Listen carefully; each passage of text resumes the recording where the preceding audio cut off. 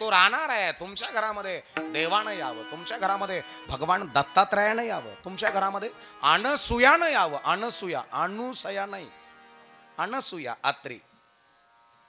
भगवान आपके आंगन में खेलने लगता है तो समझ लेना आपको भगवान की कृपा हो गए. भगवान तुमच्या अंगणात खेळल, असा भिंतीला धरून उठल, ठुमकत ठुमकत चालल. समजायचं आपल्या घरामध्ये दैवी गुण, डिवाइन ब्राइन ट्रस्ट, दैवी विचाराचा पोरगा घरात जन्माला आला.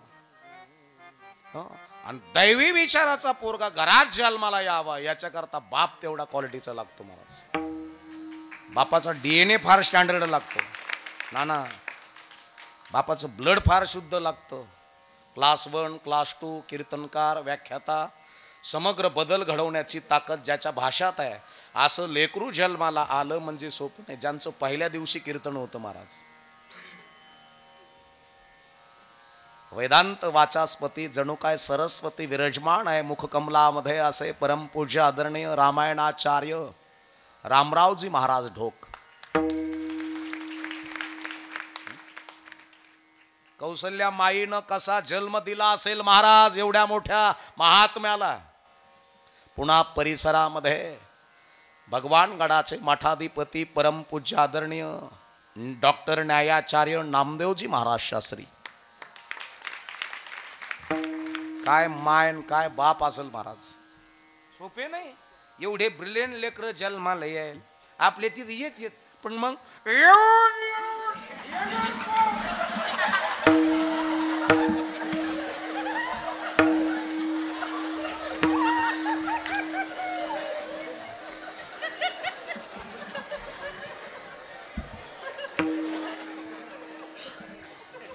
आपले तिथे नाहीत का.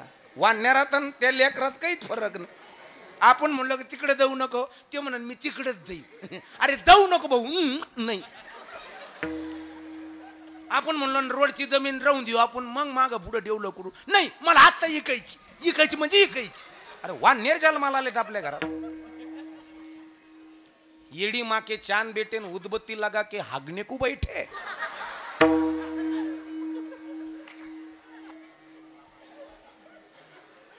किती मॅनेजमेंट आहे तुमच्या पोराकडे.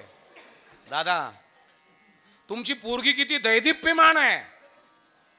कुणाच्याही खोट्या प्रलोभनाला न डगमगता ती जीवन जगते. समजायचं स्मार्ट पोरगी आहे तुमच्या घरात. कोणाच्याही खोट्या शब्दाला न भुरळता आनंदाने जगते. समजायचं इंटेलिजंट पोरगी आहे तुमच्या घरात. अहो काही काही घरात पोरी 150 रुपयाच्या मोबाईलवर पळून नेल्यात. नकपालीच्या बाटल्यावरी पुरी पळून नेल्या. आणि ती पोरगी पोलीस स्टेशन आणायला गेलो का आपण, ती म्हणते तेरे पिंजिया नाही लाग मारा राजा.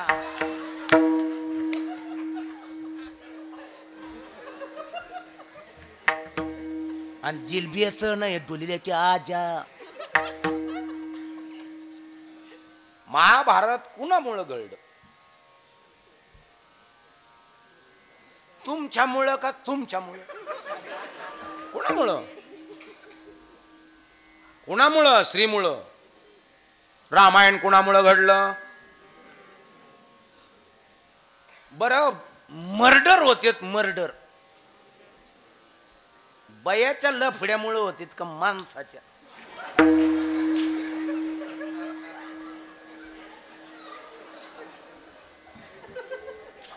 बोला ना. हे रियालिटी आहे महाराज. आता जगावं कसं. ज्याला जगणं कळालं त्याला मरण कळालं. ज्याला मरण कळालं. मी तुम्हाला बस कपडे घाली लावीन असेल, माळा घालीन तुमच्या गळ्यात आणि तिकडे डोंगरावर 2 आस उभा राहा, हे नाही सांगणार तुम्हाला मी. नुसतं पाणीच पितोय म्हणे तो बाबा, भाकरच काय ना गप.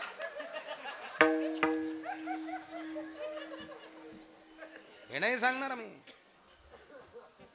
तुमच्या घरामध्ये ज्ञान, विज्ञान, प्रज्ञान, फिलॉसॉफी, तत्वज्ञान, जीवशास्त्र, अॅनाटॉमी शास्त्र, शरीरशास्त्र, ग्रहशास्त्र, आहारशास्त्र याचं किती ज्ञान आहे. हे ज्ञान ज्या घरात आहे त्या घराला ज्ञानोबा कळाले, तुकोबा कळाले. आणि याचा कशाचाच मेळ नाही. साऱ्यात पुढं पंक्तीला हरे राम राम राम हरे हरे, हरे कृष्णा कृष्णा कृष्णा हरे हरे.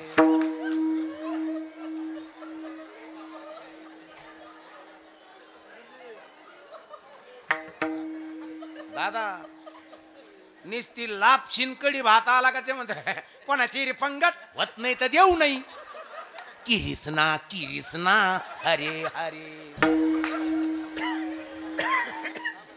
आणि पुरी भाजून गुलाबजामू आला हरे राम राम राम. दोन मला दोन दे, दोन दोन दोन दे ना.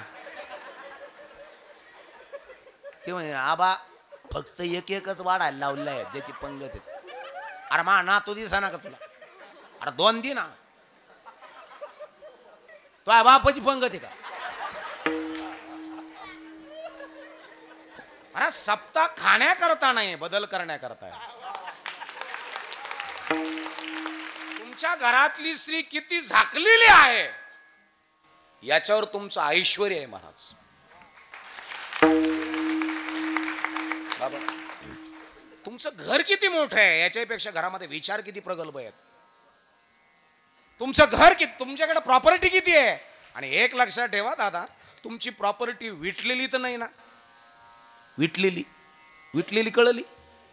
पनीरची भाजी आहे भगुलभर, पण इटली खाता येईन का? आपण काय म्हणतो अय पनीर होतं राव एवढं मोठं 30-35 किलो पनीर, त्याची भाजी होती, कस काय गरमटन इटली काय नो.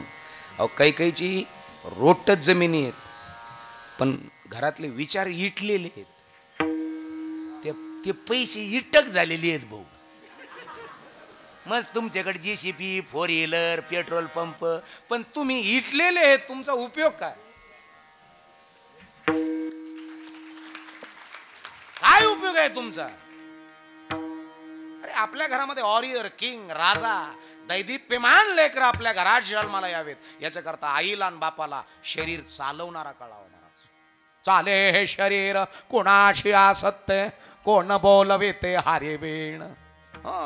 ज्या घरामध्ये परमार्थ नांदला 8-8, 10-10 पिढ्यापासून ऐश्वर्य टिकून आहे दादा, टिकून आहे. तसं आहे तसं वाढत चाललं, कमी नाही झालं. ज्या घरामध्ये परमार्थ कळाला नाही, आजा खोऱ्याने पैसे उडीत होता. आजाकडे एवढे पैसे होते भाऊ तर नुसतं खोऱ्यानी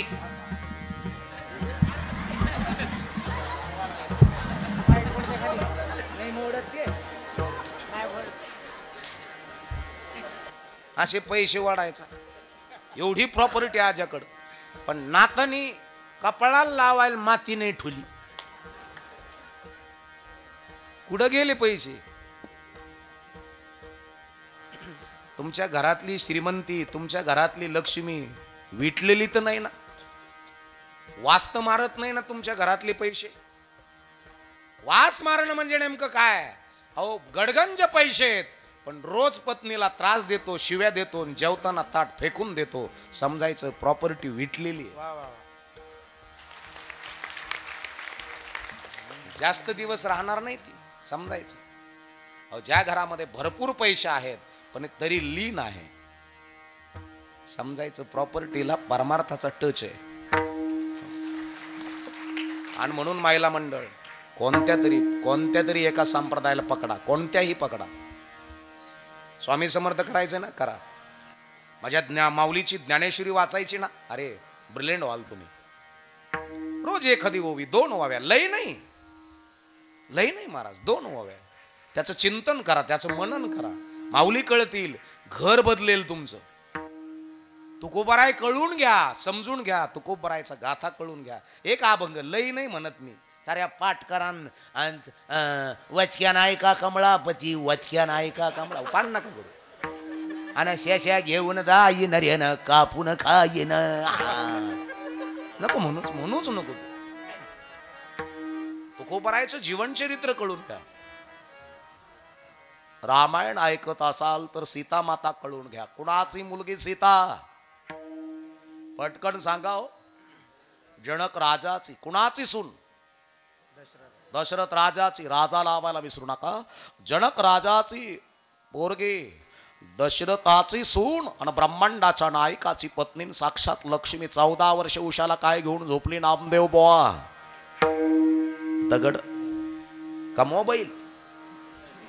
दगड। और सुख की कभी याद नहीं की और दुख की कभी फिर याद नहीं की, उसी का तो नाम सीता है।